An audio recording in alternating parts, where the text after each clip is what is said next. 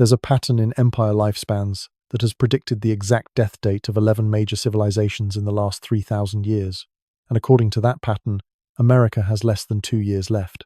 Right now in 2025, the United States is displaying every single warning sign: decadence, debt, division, accelerating toward collapse, almost like watching a 250-year timer count down to zero. The symptoms are everywhere: our $35 trillion debt, our crumbling infrastructure, our paralyzed politics. It's not decline anymore. It's freefall. In 476 AD, Rome collapsed after following an 8-stage pattern from pioneering spirit to total disintegration. The final stage took 80 years.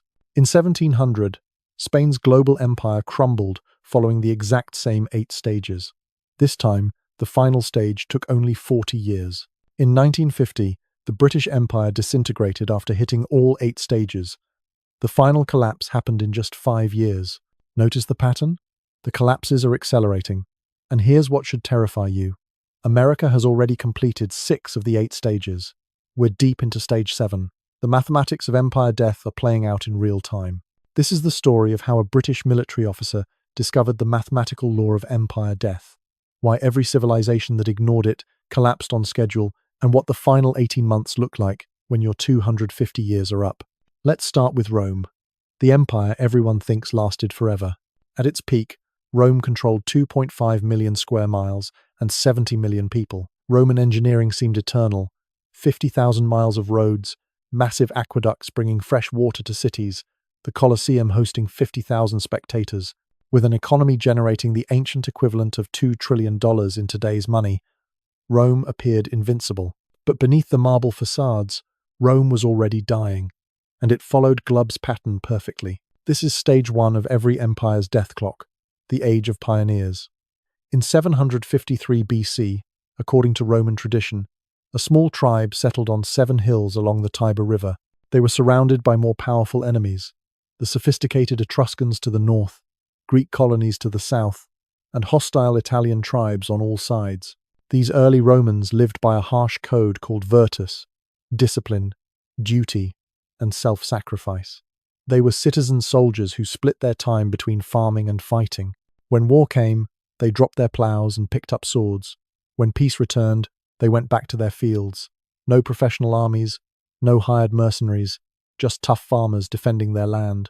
This pioneering spirit would conquer the known world, but it also started their 250-year countdown. Stage 2, Age of Conquest. Rome exploded across the Mediterranean. The Punic Wars, from 264 to 146 BC, saw Rome destroy Carthage, their greatest rival. They conquered Greece in 146 BC, absorbing its culture and knowledge. Julius Caesar subdued Gaul between 58 and 50 BC. Augustus annexed Egypt in 30 BC, securing Rome's grain supply. Rome created professional legions with standardized equipment and tactics. The Roman military machine became unstoppable: disciplined, organized, relentless. From Italian tribe to Mediterranean superpower in 300 years. Here's what people don't understand about Rome's expansion. It wasn't strength, it was desperation. Surrounded by enemies, Rome had to conquer or be conquered. But conquest brought wealth, and wealth brought the first cracks. Stage 3 marks where Rome transformed from conquerors to businessmen. Trade networks spanned 3 continents: silk from China, spices from India, grain from Egypt. Roman currency became the world standard, accepted from Britain to Persia. The economy increasingly relied on slave labor, with enslaved people making up 30% of the population. Wealth flowed to Rome from conquered provinces through taxes and tribute. Roman merchants grew rich without fighting. Roman aristocrats grew wealthy without working. The Republic's values were being sold for profit. The citizen soldier became the exception, not the rule. Stage 4. Rome entered its golden age of affluence under Augustus. The Pax Romana, Roman peace, lasted 200 years from 27 BC to 180 AD. No major wars, secure borders, unprecedented prosperity. Massive building projects transformed Rome. The Pantheon's concrete dome, still standing today. The Colosseum, built in just 8 years. Aqueducts, bringing 300 million gallons of fresh water daily. The population of Rome reached 1 million, the first city in history to do so. Free bread and circuses kept citizens entertained and fed. By 150 AD, 200,000 Romans received free grain from the state. But here's the critical detail. Romans stopped fighting their own wars. Germanic tribes provided soldiers, while Romans provided spectators. Stage 5 saw Rome's intellectual explosion and its fighting spirit die. Stoic philosophers like Marcus Aurelius and Epictetus pondered the meaning of life. Roman law reached new sophistication. The Justinian Code would later become the foundation of European legal systems. Engineering marvels multiplied. Hypercaust heating systems, concrete that hardened underwater, surgical instruments matching modern designs. But intellectual achievement masked spiritual decline. Military service was now avoided by elites who preferred philosophy to fighting. German mercenaries increasingly filled the legions. By 200 AD, most Roman soldiers had never seen Rome. Romans were thinking deep thoughts while barbarians did their fighting. Stage 6. By 200 AD, Roman decadence was total. Emperors like Caligula, Nero, and Commodus became synonymous with insanity and perversion. Caligula made his horse a consul. Nero played music while Rome burned. Commodus fought as a gladiator, degrading the imperial office. Citizens demanded entertainment, not duty. The Colosseum hosted increasingly elaborate spectacles, naval battles, exotic animal hunts, mass executions as theatre. Birth rates plummeted among Romans, while immigrants filled the population gap. Mystery cults and Eastern religions replaced traditional Roman gods. Currency debasement destroyed savings. The silver content in Roman coins dropped from 95% to 5%. A denarius that bought a week's food in 100 AD bought a loaf of bread in 300 AD. The empire was a hollow shell, and the barbarians knew it. Stage 7. The crisis of the 3rd century nearly ended Rome early. Between 235 and 284 AD, Rome had 50 emperors in 50 years. Most died violently. Gothic tribes invaded from the north. Persian armies attacked from the east. The empire split into 3 competing parts. Emperor Diocletian's desperate reforms in 284 AD temporarily stabilized the situation. He divided the empire into east and west, reorganized the military, and imposed price controls. But these were bandages on mortal wounds. Rome got a reprieve, but the pattern just paused, not stopped. The final collapse came with shocking speed.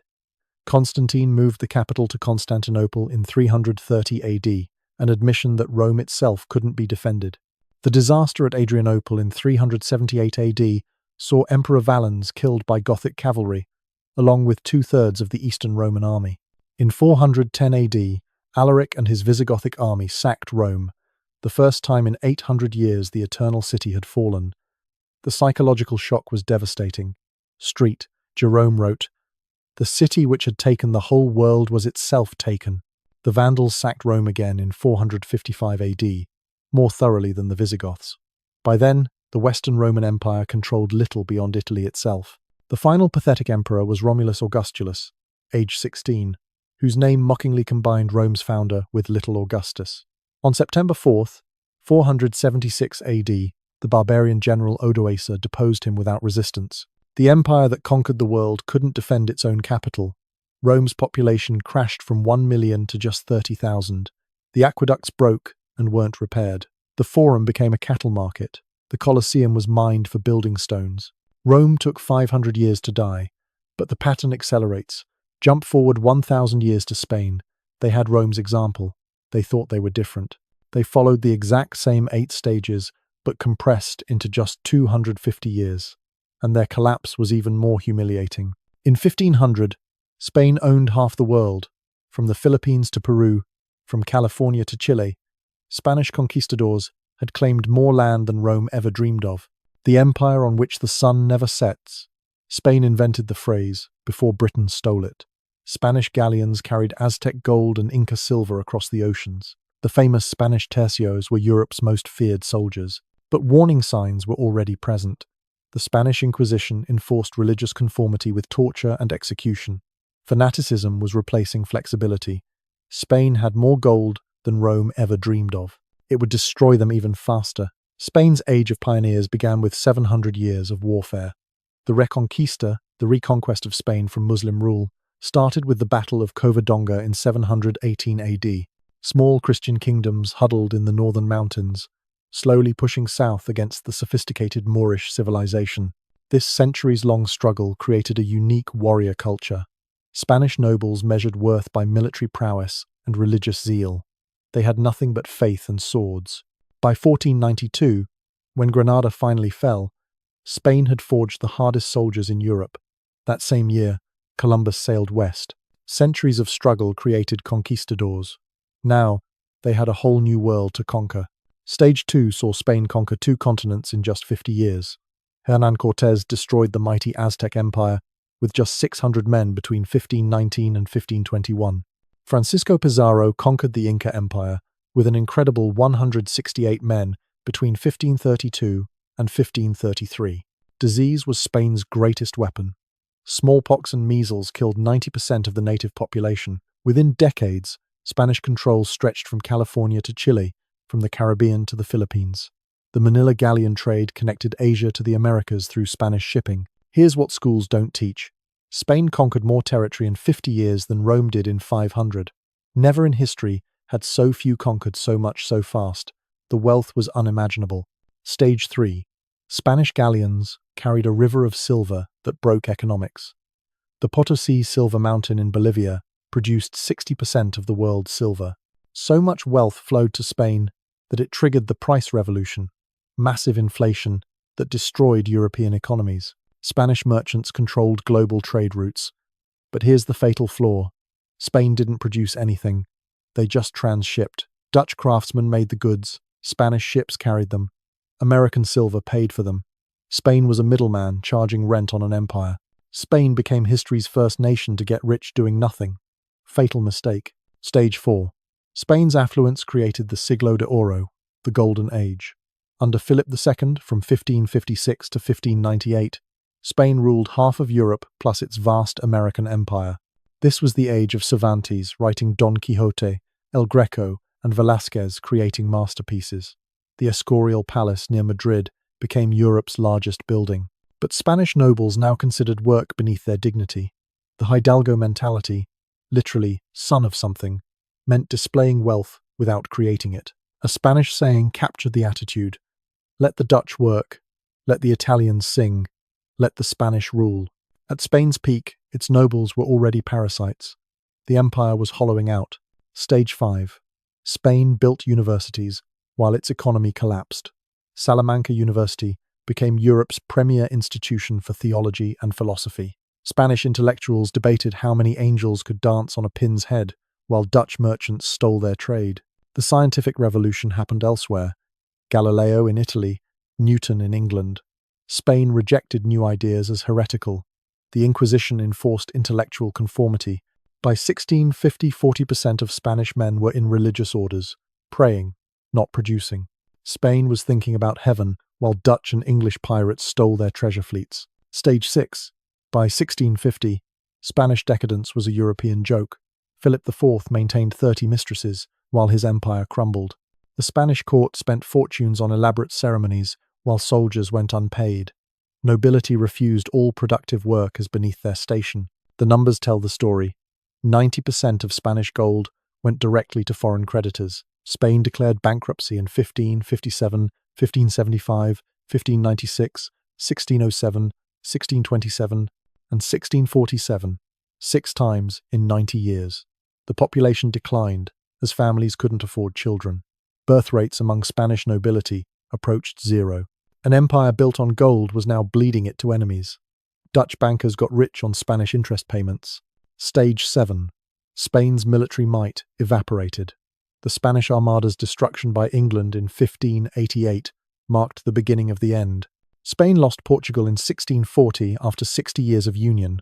The Dutch won independence after an 80-year war ending in 1648. Catalonia revolted in 1640 and nearly broke away. The Peace of Westphalia in 1648 confirmed Spain's demotion. France replaced Spain as Europe's dominant power. Spanish tercios, once invincible, now lost battle after battle. The empire that conquered the Aztecs couldn't beat Dutch merchants. Mathematics was catching up. Spain's collapse came with pathetic inevitability. Charles II, the Bewitched, ruled from 1665 to 1700, the product of Habsburg inbreeding. He was mentally disabled, physically deformed, and impotent. His jaw was so deformed he could barely eat or speak. He couldn't produce an heir, ending the Spanish Habsburg line. When Charles died in 1700, Europe fought over Spain's corpse in the War of Spanish Succession. The Treaty of Utrecht in 1713 carved up Spanish Europe. Spain lost Gibraltar to Britain. It's still British today, over 300 years later. The Spanish Netherlands went to Austria. Spanish Italy was divided. By 1750, Spain was a second-rate power. Its American colonies were breaking away. The population had dropped from 8 million to 6 million. The conquistadors, who terrorized 2 continents, were now Europe's backwater. Spain took 250 years to collapse, exactly Glubb's prediction. But the British Empire that replaced them? They had both examples. They studied Rome. They studied Spain. They thought they'd cracked the code. They were wrong, and their collapse happened in just 5 years. The pattern doesn't just repeat, it accelerates. The British Empire was the largest in human history. At its peak, it controlled 25% of Earth's land surface and 25% of the human population, 500 million people under British rule. The sun never sets on the British Empire became literal truth. At any moment, sunlight shone on British territory somewhere. The Royal Navy ruled every ocean with more ships than the next 2 navies combined. The Industrial Revolution started in Britain's mills and mines. The pound sterling was the world's reserve currency. English became the global language of business and diplomacy. They had every advantage. They knew history. They still died at 250 years. Britain's age of pioneers began with pirates and merchants. The defeat of the Spanish Armada in 1588 opened the world's oceans to English ships. The East India Company, founded in 1600, began as a trading venture with just £72,000 in capital. England was a small, rain-soaked island with big ambitions. The Protestant work ethic drove innovation. English pirates like Francis Drake became national heroes. Jamestown was founded in 1607, beginning England's American adventure. A rainy island challenged the world, and won, Stage 2. Britain conquered through commerce backed by cannons. The East India Company gradually took control of India from the crumbling Mughal Empire between the 1750s and 1850s. The 7 Years' War, ending in 1763, saw Britain take Canada from France and become the dominant North American power.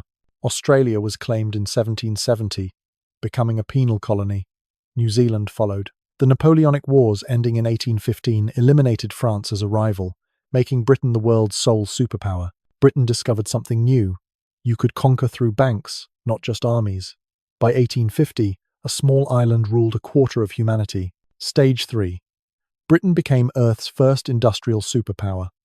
The Industrial Revolution from 1750 to 1850 transformed everything. Steam engines, railways, factories. Britain invented the modern world. Manchester's cotton mills clothed the planet. Birmingham's workshops made everything from buttons to battleships. Britain controlled global shipping lanes. The Opium Wars forced China to buy British drugs. London became the world's financial centre. ATA, the Bank of England, more powerful than most governments. British factories and British banks ruled the world economy. Stage 4. Victorian Britain reached heights no empire had seen. Queen Victoria ruled from 1837 to 1901 over an empire spanning every continent. The Great Exhibition of 1851 in the Crystal Palace showed off British achievements to an amazed world. British railways spanned continents. Cairo to Cape Town was the dream. But success bred complacency. The British aristocracy stopped working, living off inherited wealth and colonial profits. Public schools trained imperial administrators, not engineers or scientists. At the 1897 Diamond Jubilee celebrating Victoria's 60-year reign, Britain looked eternal. It had 50 years left. Stage 5. British intellectuals ruled while British power faded. Oxford and Cambridge dominated global education. Darwin revolutionized biology. Maxwell unified electromagnetism. Faraday pioneered electrical engineering. But Germany and the United States surpassed Britain in steel production, chemical innovation, and electrical technology. British elites preferred careers in law, finance, and colonial administration over engineering or manufacturing. Brains over brawn seemed sophisticated. It was suicide. Stage 6. The Roaring Twenties masked a dying empire. World War I killed nearly 1 million British men, the best of a generation. The bright young things, aristocrats partying desperately, became symbols of a lost generation drowning its trauma in champagne. The general strike of 1926 showed class warfare threatening social order. British industry refused to modernize, clinging to Victorian methods while America and Germany surged ahead. By 1930, American loans were keeping Britain afloat. The empire that ruled the waves was drowning in debt. Stage 7. World War II revealed Britain was already broken. By 1940, Britain was bankrupt, surviving only on American Lend-Lease aid. The fall of Singapore to Japan in February 1942 was the worst defeat in British history. 80,000 troops surrendered to a smaller Japanese force. India demanded independence, with Gandhi's movement making the Raj ungovernable. The pound sterling was collapsing, propped up by American dollars. Victory in 1945 was Pyrrhic. Britain won the war but lost everything else. The fastest imperial collapse in history began immediately after World War II. India gained independence on August 15, 1947. The crown jewel of empire gone. The Palestine Mandate was abandoned in 1948, creating chaos. The Suez Crisis of 1956 marked the definitive end. When Britain and France tried to retake the Suez Canal, America forced them to retreat. The humiliation was complete. Britain was now a subordinate, not a superpower. African decolonization followed with stunning speed. The wind of change speech in 1960 acknowledged reality. By 1965, the empire was essentially gone. The pound lost reserve currency status to the dollar. Britain applied to join the European Economic Community, begging to join a club led by former enemies. From superpower to American dependency in 15 years, the empire that took 250 years to build disappeared in less than a decade. Now Britain is a small island again. Brexit shows they still haven't accepted that reality. 3 empires, 3 different centuries, same pattern, same 250-year lifespan. Rome thought it was eternal. Spain had God on its side. Britain had industry and democracy. None of it mattered. The pattern won every time. Now, let's talk about the empire that thinks it's different. The one founded in 1776. Do the math. Tell me what you get. Now let's talk about America in 2025. 3 empires collapsed following an identical pattern. Every empire thought it was exceptional. Every empire hit 250 years and died. America was founded in 1776. That's 249 years ago. We're in stage 7 of 8, and the signs are everywhere. 13 colonies breaking from the British Empire with nothing but determination. The revolutionary generation, Washington, Jefferson, Franklin, risked everything for an idea. Give me liberty or give me death wasn't a slogan. It was a life philosophy. They had nothing to lose and everything to gain. America's pioneering age created the template. Freedom, opportunity, self-reliance. It also started our 250-year clock. Manifest Destiny drove America from Atlantic to Pacific. The Louisiana Purchase in 1803 doubled the nation's size overnight. The Mexican-American War from 1846 to 1848 took half of Mexico, California, Texas, Arizona, New Mexico. The Spanish-American War in 1898 made America a world power, taking the Philippines, Puerto Rico, and Guam. From 13 colonies to continental empire in 100 years. The conquest phase ended with Teddy Roosevelt. Then came commerce. The Gilded Age, from 1870 to 1920, saw American business conquer the world. Rockefeller's Standard Oil, Carnegie's Steel Empire, Morgan's financial networks, American innovation, electricity, automobiles, airplanes, transformed human life. The dollar began displacing the pound sterling as the world's preferred currency. By 1920, America was the world's largest economy. American business conquered what American armies didn't. Post-World War II supremacy created unprecedented prosperity. In 1945, America produced 50% of global GDP, with just 6% of the world's population. Suburban prosperity, consumer culture, the American dream at its peak. A factory worker could buy a house, a car, send kids to college on one income. The affluent stage gave us everything we associate with American life. It also made us soft. American universities dominate global rankings. Harvard, MIT, Stanford lead the world. Silicon Valley innovation created the digital age. American scientists have won more Nobel Prizes than any other nation. But we don't make things anymore. Manufacturing hollowed out, while finance and tech soared. We lead in apps and algorithms while China builds the factories. America leads in apps and algorithms while China builds the factories that make the phones that run them. The evidence is overwhelming. America's national debt, $35 trillion and climbing. That's $100,000 per citizen, $260,000 per taxpayer. We borrow $2 trillion yearly just to function. Consumer debt adds another $17 trillion. Credit cards at $1.3 trillion. Student loans at $1.7 trillion. Social decay accelerates. 43% of children born to unmarried mothers. 70% of Americans are overweight or obese. Life expectancy declining. The only developed nation where this is happening. Deaths from drugs, alcohol, and suicide, called deaths of despair, claim 200,000 Americans yearly. Political division has reached crisis levels. Congress approval rating, 19%. Trust in institutions at all-time lows. Every marker, Glub identified, is flashing red. Lost wars define declining empires. Vietnam was the warning. Iraq and Afghanistan were confirmation. $8 trillion spent. Thousands dead. Nothing achieved. China surpassed America as the world's largest economy by purchasing power parity. They graduate 8 times more engineers than we do. American infrastructure earned a D+ grade from engineers. Bridges collapse, power grids fail, water systems poison entire cities like Flint. We can't build high-speed rail while China has 25,000 miles of it. Life expectancy dropped 2.7 years from 2019 to 2021. Catastrophic by developed world standards. This is where we are right now. One stage from the end. We're not there yet, but we can see it from here. When the dollar loses reserve currency status, America can't finance its debts. The federal government won't be able to pay Social Security, Medicare, or service its debt.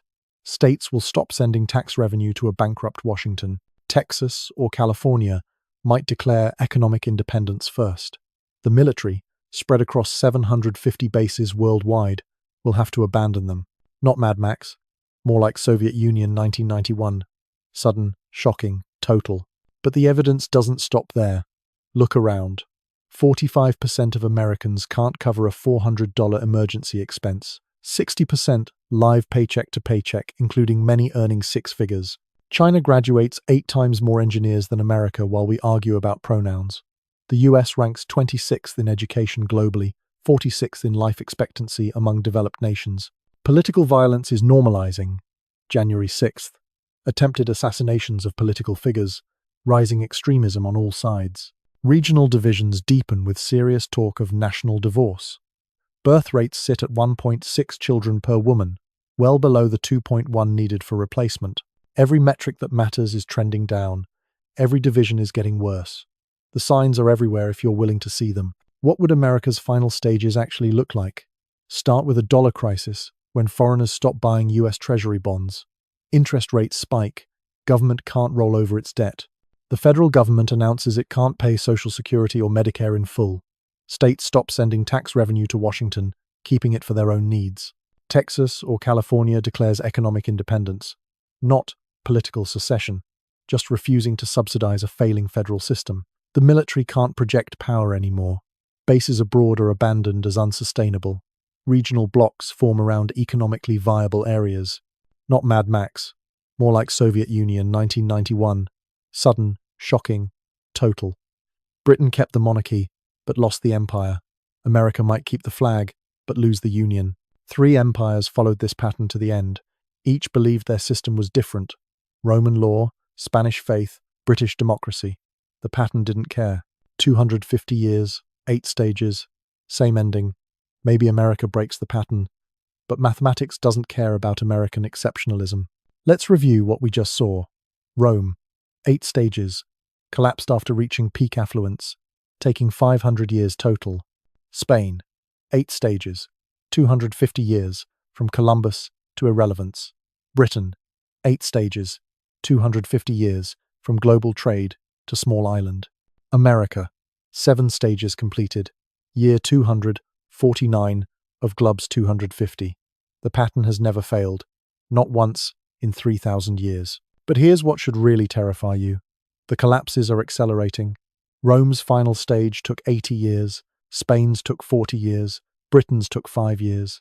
In our hyper-connected world, America's could happen in months. When confidence breaks in the digital age, collapse happens at internet speed. Maybe America is different. Maybe we'll reform our politics, pay our debts, unite our people. Maybe we'll be the first empire to see the pattern and break it.